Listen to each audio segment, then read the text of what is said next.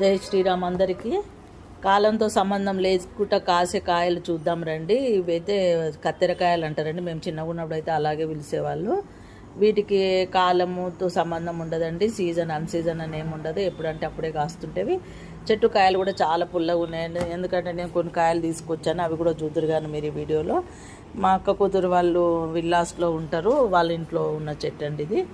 నేను ఎలాగానే ఫస్ట్ బయట ఇలా తీశాను, తర్వాత లోపల కూడా చూస్తే లోపల కూడా విపరీతంగా ఉన్నాయి కాయలు. అయితే కాలంతో సంబంధం లేకుండా కాస్తున్నాయి అంటే. పక్కన ఇంకొక చెట్టు ఉంది సేమ్ ఇలాగే, చిన్న చెట్టు ఉంది, ఇది కూడా చిన్న చెట్టు, పెద్ద చెట్టు ఏం కాదు. దానికైతే అసలు కనీసం పూత కూడా లేదండి. ఈ చెట్టుకు చాలా బాగా కాసినాయి, చాలా బాగున్నాయి, పుల్లగా కూడా ఉన్నాయండి. వీటికి అంటే కాలంతో సంబంధం లేకుండా కాసే కాయలు ఎప్పుడైనా ఉంటాయి ఇవి. ఇవే చూడండి మామిడికాయలు నేను తీసుకొచ్చినవి వాళ్ళ ఇంటి దగ్గర నుంచి.